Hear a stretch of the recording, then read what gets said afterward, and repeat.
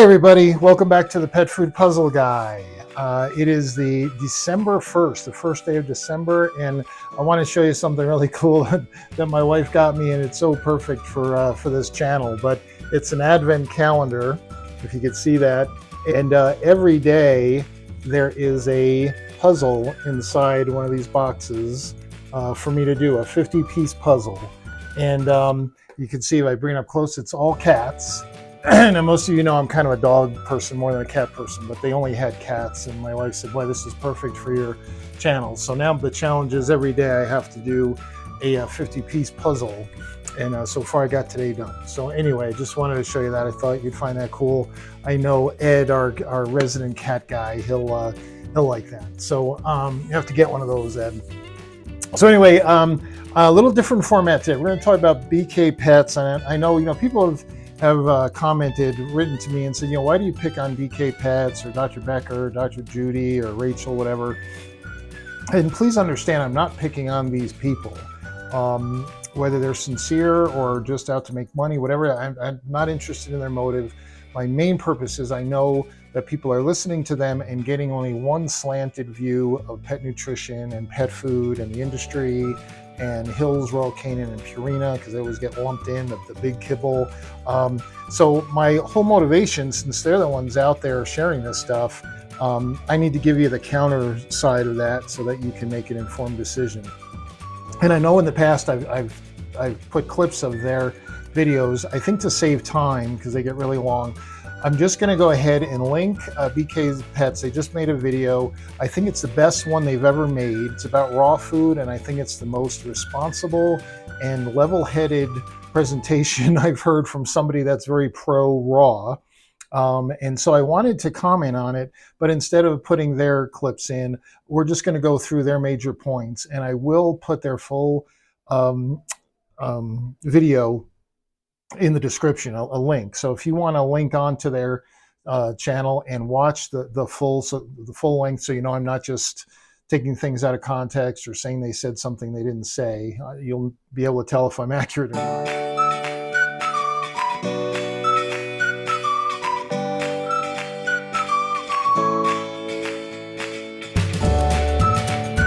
Okay, so he's got 4 reasons, and we're going to go through each one. And again, if you want to watch the video to get the whole scoop, I encourage you to do that. But the first one is the objection that raw food isn't balanced.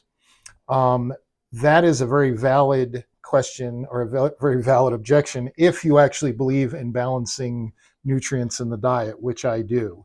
Now, it's kind of interesting. I've heard Bryce, I've heard Dr. Judy, I've heard pretty much everybody out there that's into home cooking and all. They've said a couple things. One, they've said, well, the danger of home cooking or feeding raw at home is deficiencies and excesses and imbalances of nutrients. I totally agree 100%. And that is probably, as we go through these reasons, I think it's the number one reason. Now, I have watched the videos of Bryce with Dr. Judy, and I've watched other videos where they basically mock the idea that a food has to be balanced. Even in the comments of this video, there are people saying, oh, that's ridiculous. Balance is just a myth or a con job from the big 3 kibble companies. So, which makes total sense. If you're an ingredientist, as I say all the time, you ignore nutrients, you ignore the balance of nutrients, you just look at ingredients that look good and make you feel good, and never look at what are the nutrient profiles that they're delivering. So clearly when somebody says, I don't care about balanced, it's just funny to hear Dr. Judy and Bryce here saying how balance is really important. He even says there's all sorts of issues, from deficiencies, I would add excesses when there aren't deficiencies. Some deficiencies are caused by excesses of other nutrients. So in other words, just imbalance. So Bryce's answer, which I think is totally valid, is he's against somebody at home just saying, I'm just going to go buy meat and sardines and this and that and just feed my dog or feed my cat. And there you go. There's their raw diet. And I don't care about nutrient excesses or deficiencies. That would be bad. That would be worse than even the worst commercial foods that really don't have too many deficiencies. They may be excessive, but they're not going to have dreadful deficiencies that you might do at home, cooking or feeding raw at home. So Bryce actually agrees with this, which is weird because, like I said, they make fun of it other times. Even Dr. Judy, one time in one of her videos, she said, when I started feeding raw, I was afraid of deficiencies or excesses. So I forget who the doctor was. Some of you probably remember. She went and got a formula, a recipe from a well known guy that had been doing raw for years and fed that because she needed guidance as to what to feed because of the nutrients delivered. So totally valid, but yet other times they mock when Hills or Royal Canin says, hey, you need to have, it's the nutrient profile that matters and that's important. So they kind of talk out both sides of the mouth. But here, I really like what Bryce is saying. He's saying there are commercial companies out there. Now, I am not aware of them. I probably should spend some time looking into this. But raw companies that make a manufactured raw that is completely balanced and controls minerals like calcium and phosphorus, has optimal levels of protein. I really need to find one of those because I would definitely promote that big time on my channel. I really would. I just haven't spent the time looking at raw. Okay. He goes through and he says something I say all the time. I don't care if it's raw. I don't care if it's commercial raw or home cooked or homemade raw, DIY as you guys call it. I don't care if it's canned. I don't care if it's kibble. I don't care if it's air dried. I really don't care what form it is because every form is valid. Every form I can take and make a totally complete and balanced nutritional product, or I can make a totally imbalanced, excessive, just horrible diet. But any of those forms I can use to do really good or really bad. So he kind of goes through, he says it, not as much as I'm saying here, but he's saying, hey, don't do it yourself if you're going to feed raw. It's very hard to do. You can do it, but it's very difficult. Go with one of these commercial companies. So 100% agreement here. I think that makes total sense. But again, what is the foundation of my agreement with Bryce is what? It's the nutrients that matter. I don't care what form you use, just deliver the right nutrients. Okay, so he scored that objection of raw food isn't balanced. He gave that a 2 out of 5. But mainly why? Because he's saying, hey, there's commercial brands that will actually be balanced. Now, again, I haven't looked into that. Those of you watching this, if you have a company, you've been to their website and they actually give you the nutrient analysis, not the guaranteed analysis, but the as fed or dry matter, even better, please let me know. I would love to review a raw company that has a complete and balanced diet. I would promote the heck out of that because I know that's what some people want. Let's make sure it's healthy. Okay, so there we go. There's the first objection. Let's go on to number 2. Okay, now this next objection, he gives only a 2 out of 5. Okay, this is the dogs are not wolves. So when you think about raw meat, that kind of thing, that you're doing species appropriate food by feeding raw to your dog because they're a wolf. Okay, so the objection is they're not wolves. Well, Bryce goes through and does a pretty good job of explaining that the modern day dog today can definitely handle carbohydrates. They can digest them. They can get protein, carbohydrates, fatty acids, all kinds of benefits from carbohydrates. And carbohydrates, of course, is a very broad umbrella term. But the point is, what he's saying is that they have changed a little bit from the wolf. Okay. Now he goes into, wolves ate basically a meat-based diet, which they do today for millions of years. And then dogs got domesticated about 30,000 years ago. And that's where things started changing. And because of their diet changes and all, we know it's a fact today that they definitely can benefit from carbohydrates where the wolf of yesteryear could not. Okay, so there is definitely a difference there. I remember reading an article, even that the genome has totally changed on the modern dog versus the wolf. All that's really interesting, and it's kind of speculation. The point is, if we look at here and now, if we look at nutrition science, couple things. We can look and see that clearly dogs, especially dogs, because they're omnivores, they're not true carnivores like cats, they definitely can handle certain grain. And there's grains and there's corn and there's all kind of carbohydrates. And they definitely can benefit from that. He gets into the anatomy. Their teeth are this way. Their digestive system is shorter than humans, whatever. That's totally irrelevant to me because, again, we can look at the fact through about 7 decades of doing clinical research on dogs and cats and nutrition and checking blood levels and all that other stuff. We know what they can handle. We know what they can digest. and how they get nutrients from these different grains and different carbohydrates. So, you can look at the philosophies of 30,000 years and a million years of evolution. All it's pretty irrelevant when I look at what we can look at now and see. Here's a modern dog. Here's what we could do with them. Okay. The other is the irrelevance of what a wild dog, a wolf, would eat in the wild. Sadly, there's no such thing as geriatrics in nature. There's no such thing as medical care or risk management or managing disease. None of that exists. If I can't imagine, somebody asked me the other day, how come dogs or wolves in the wild don't get kidney disease? Well, usually it's an age-related disease, and they die from other terrible sources, usually well before they become geriatric. What we do with nutrition science, your dog is 12 years old. We can, with nutrition, do all kinds of magic, and I call it magic, but all kinds of nutrition management with that dog. Their kidneys are starting to fail. We can adjust their diet to have them maintain those kidneys the rest of their lives. That diabetic cat, we can put that into remission many times. Food allergies, renal disease, urinary stones. We can dissolve urinary stones that a wild cat would never have that benefit. So looking at what an animal eats in the wild to survive, which is basically what? Anything they can get whenever they can get it. To compare that to nutrition science, I mean, that's nature, and we of course study that. That's important. But from nature, we then have science, the discovery of things where, hey, we can take your geriatric dog and keep them alive with all kinds of changes to their diet by controlling nutrients, not so much ingredients, but nutrients. The same way that the wolf in the wild would be eating lots of meat and getting lots of calcium and phosphorus and all, that would be the worst thing for my geriatric dog. So it's a total different animal. The diet's a total different animal than the diet of a wild wolf. So when people bring up, I want to feed my dog like nature, no, you don't. You really don't. Because as soon as things start changing, blood values start getting elevated, anything like that's going on, we can actually tweak that. We can actually work with that.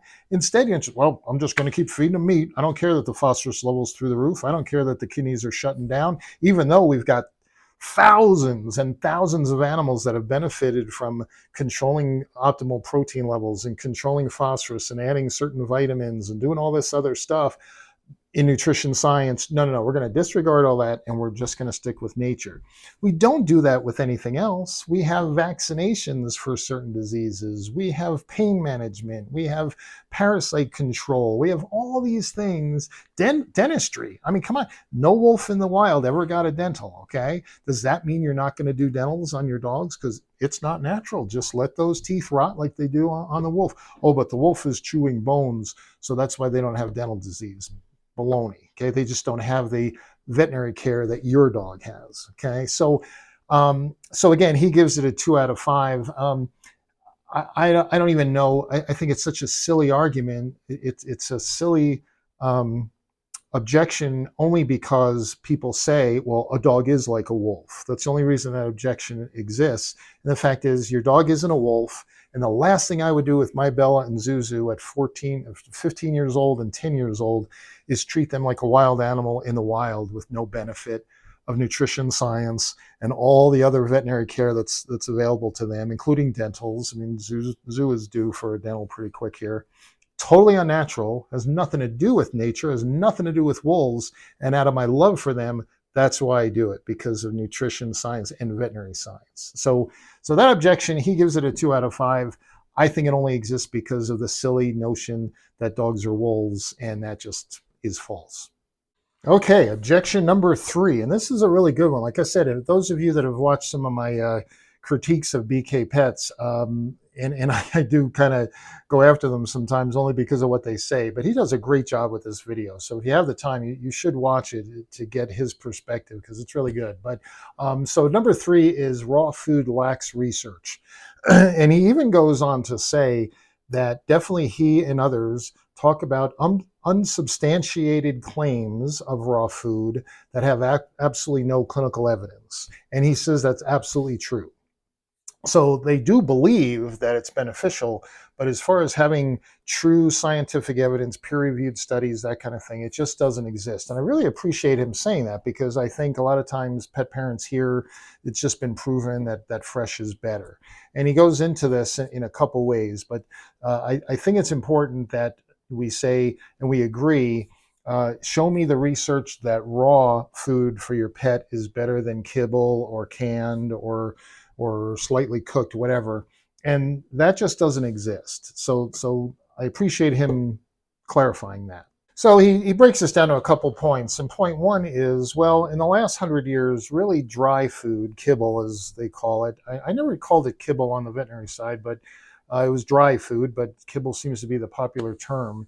But kibble has been just dominating food, both wellness food, over-the-counter food for your healthy pet, and even therapeutic diets. Even times where the can should have been promoted a little better, those times have kind of changed with veterinarians for renal disease and urinary stones. But overall, dry is just so convenient. It's so economical compared to canned and other versions that he's right. It pretty much has dominated the research out there.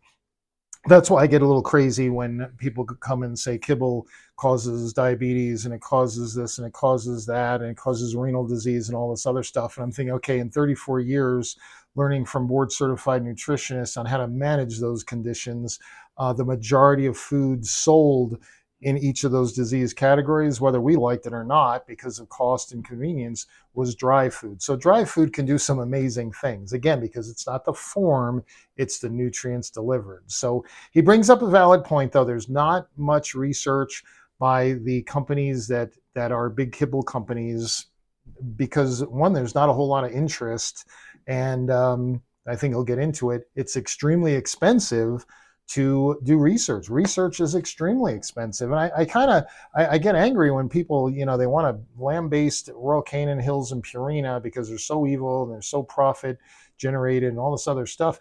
Who's doing the literally tens of millions, if not at this point hundreds of millions of dollars worth of research studying phosphorus and calcium ratios and protein levels and amino acids and fatty acids and all this other stuff? It's not most of the food companies that you're familiar with that Bryce would say are wonderful companies. It's actually been done by those big three. So we can thank them, whether you like their food or whatever. Most of the knowledge we have today, they probably paid for it. Okay, so, but he's right. There's not a whole lot of research into fresh. One, because there's not a big market yet for people. They just don't want it. It's too much work, and rather just feed the dry. I put it in a bowl and I'm done. Doesn't go bad right away. So that's just the reality.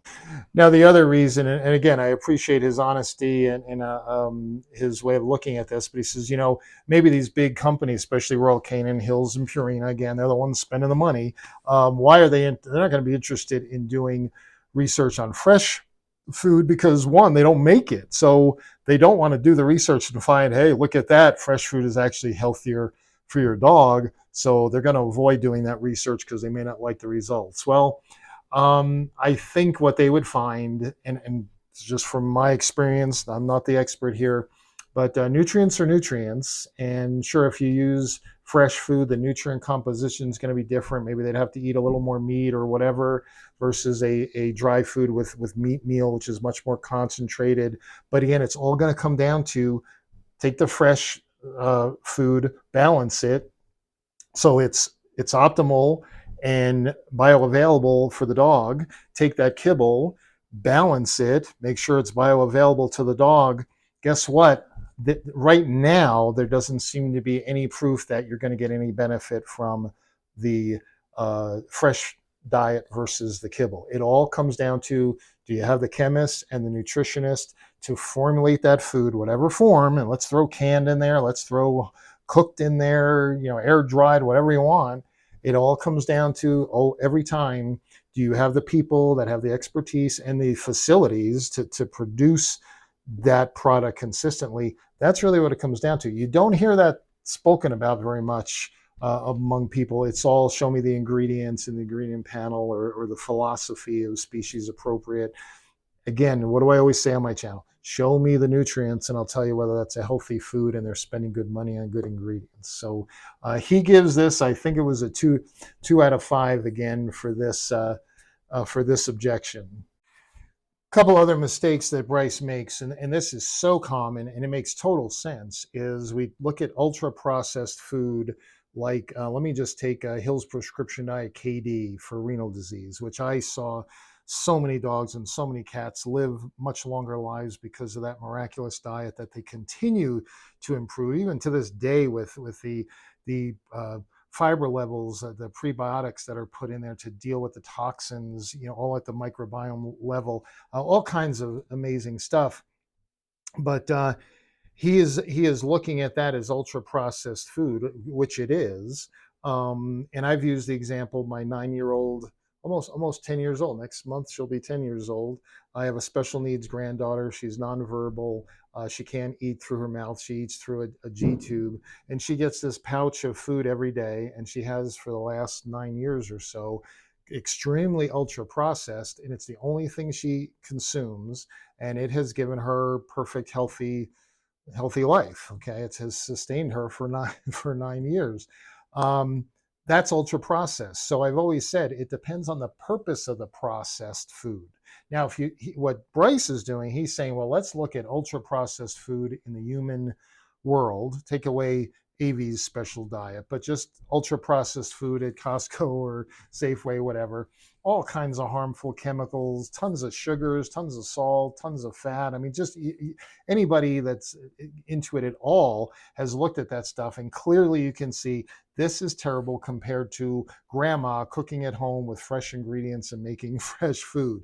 So Bryce is comparing well, when we look at the studies in humans, we find ultra processed food, of course, is terrible, and fresh ingredients from Sprouts and home cooking is much better. Hands down, anybody that argues that is an absolute crazy person. Okay, that you can't even argue it. It's so clear. Now maybe RFK coming in, maybe he's going to clean up some of that. That would really be interesting. And for those of us on the pet food side, it'd be interesting to see if he can make some impact with the FDA and pet food. I am all for that. We'll see how that goes, but I digress. The point is, the mistake that Bryce is making is comparing ultra processed human food. I would use Twinkies or Pop-Tarts as a good example of that, versus pet food, that the purpose of pet food is very different than the ultra processed food, junk food for people, whether it's McDonald's, whether it's that lasagna that you got in, or those frozen dinners. I grew up on frozen dinners. But we know that stuff is garbage, okay? Because we can look at it, we can see the stuff they're putting in there is garbage, and we eat it anyway. I love McDonald's, okay? My wife yells at me all the time. She watches receipts to see if I've snuck a trip over to McDonald's to get my double cheeseburger and fries. I mean, I love that stuff, and I know it's horrible, okay? I just love the taste of it. But that's totally different than ultra processed on the veterinary side when we look at diets that dissolve urinary stones or treat renal disease or hypertension or allergies. Oh my goodness, I could just go on and on. So it's the purpose of the process. Ultra processed is not bad, just depends what its purpose is. The last thing Bryce says about the research is, well, you're putting the demand on raw food proponents that show me the research that this is healthy. What about, he wants to turn it around, so put the pressure on the kibble companies to say, what's the research behind your foods being beneficial over raw? I would say, my goodness, Bryce, there are reams, there are volumes, there are, I mean, again, this is the one area, and I get my commenters, Ashley, Sarah, I mean, there's George, there's a bunch of you guys out there that have said over the months and over a year now, don't these people see what these diets do, meaning prescription diet? You want proof that kibble can restore the health of pets and manage disease? And again, I just ran through, I won't rattle off again all the different things that kibble can do. The research is, my goodness, it's 70 years of research. So you're right, it's all in kibble or canned. I don't know why we exclude canned from this whole conversation. I guess they just like picking on kibble. But most Royal Canin, Hills, and Purina, most of their therapeutic diets, at least, all make a canned form. So I don't know why we pick on kibble, probably because most people feed it. But that's just he's I don't I guess I would just say to him, Bryce, go to a vet clinic. Talk to 3 vets that work at that vet clinic. What do they see that happens with those diets when they send them home? When they send home KD or CD or UD or JD, or oh my goodness, I could just keep going on and on. They see some pretty amazing results. Basically, what the board nutritionists said they would see, because those board nutritionists made those diets and studied those diets, and they were probably studied over at this university, and they were studied at the Minnesota Urolith Center, and they were done tested here, and all this other stuff. So he's a little weak on that argument. Um, yeah, I think kibble companies have a lot of proof that kibble, I don't want to say it's beneficial. And he ends his statement, and I guess let me be clear. I think the perfect world for those of you that want to do the very best. I mean, price doesn't matter, time doesn't matter, your energy put into it doesn't matter. You are just ready to do the ultimate. I would say the ultimate, how can anybody argue buying fresh ingredients and feeding them based on a recipe from a board certified nutritionist, one that's a true, none of this pet nutritionist, dog nutritionist, certified BS people out there that think they are qualified when they're not. But if you find a real board certified nutritionist and they have a recipe and you're going to stick to it 100%, you're not going to change, man, who could argue that that's not the best thing? Okay, and the last objection here is raw food contains pathogens and bacteria. And Bryce again admits, yes, that's absolutely true. There's an added risk of using raw food. Now, I have heard people say, well, things like there's certain bacteria that don't affect dogs like they do, like salmonella. Dogs are much more immune from it. I have no idea. Okay, I'm not the expert, but I know what vets have told me in the clinics over the decades I've been in there, and they say baloney. We've definitely seen issues with salmonella with dogs. So maybe they're more protected from it than humans, but definitely they can be affected by it. Personally, this is just personally. Moms have raw food all the time that they use for cooking and stuff, and it's all how responsible you are. So this is the one objection that, and I think Bryce says the same thing. You need to take the responsibility if you're going to feed raw, that you have to do it correctly and safely, especially if you have little kids in the family and all. It might be a higher risk actually to the humans in the family than the dogs and cats. I'm not an expert here, and I never get out of my lane. So when I look at this, I just know veterinarians have said when people say dogs aren't susceptible to this bacteria as much as humans, they see enough of it that they're concerned. And it all comes down to responsibility. If you're going to be real responsible and do it right, go for it. Again, it comes back to the first objection. Okay, you're feeding raw, you're being responsible and all and safe with it. Are you feeding a balanced diet? Remember, that was number one. If you are, and you're being careful with the raw ingredients, I don't see a problem with it. I really don't. But I know veterinarians, and I heard a veterinarian say this, that vets actually fall under part of public health. And part of their responsibility is that raw food, adding the risk of raw pet food, they're going to side on safety. And so that's why veterinarians generally are against raw, because of the pathogens and the bacteria. They're also against raw because, again, as Bryce said, there's no clinical studies showing that raw is beneficial over kibble or canned or cooked. Okay, that's probably the biggest one. I think veterinarians, again, remember, these are science-based people. They've been through vet school. They're doing continuing ed. They like peer-reviewed studies. They like science. They like proven stuff. Okay, I can tell you, as somebody that would go in and show them a new diet, they'd always be skeptical about everything until it was proven, until either they saw it work or they heard other colleagues say it worked, or who did the research, that kind of thing. I mean, they don't just, oh, this is the new thing, okay, just do it. Now, some vets are like that, just like any other industry. But I tell you what, getting vets to change and trust something new, Maybe this younger generation is a little different, but I can tell you the older generation, I'm only going to go with what is proven, what I can trust, because my client's pet's health is at risk here, and I'm only going to do what's proven. So I think that's why you see that behavior among veterinarians. And it's very interesting that Bryce shows, I think it was in 2020 to 2021, they looked at the examples of salmonella poisoning or something like that, bacteria issues. And their raw food had 1.9 million pounds that was recalled because of bacteria. 1.9 million. Kibble had 100 point something million. So we're looking at 1 million versus 100 million. And so you would think, oh, okay, well then raw is just as safe as, or much safer than kibble. And Bryce, to his credit, goes in and says, well, wait a minute, the stats can always be manipulated. How many raw feeders are out there versus how many kibble feeders?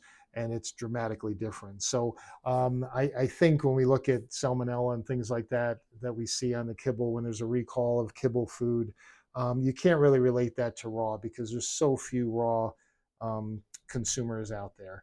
I understand veterinarians' position because they are part of public health.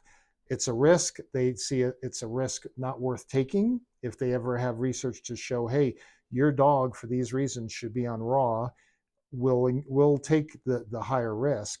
Right now, they don't see that benefit. So maybe that'll change over time. And Bryce actually gives this objection, and interesting because this is the one I feel is the least important. So it's kind of funny, just personal perspective. But he gave this a 4 out of 5 on his range. So this was the most valid concern he had, and he said definitely there's an increased risk. Again, I guess because I'm not really a raw person at all, I don't see the risk being as high. I'm much more. Again, I guess because I'm a pet food nerd, it's number one that matters most to me, that is it unbalanced. Like I said, we have time, watch his video. It's really good. And I know I've blasted him in the past, and I've kind of blasted everybody, but when they say something that makes a lot of sense, I'm going to share it with you guys, because that's the whole purpose of this channel, is just that we all get a little more informed, a little more smarter, if you want to call it that. And so that's what it's all about. So it is the Christmas season, folks. I hope you're getting geared up. I hope you're starting to decorate and doing Christmas shopping and all that.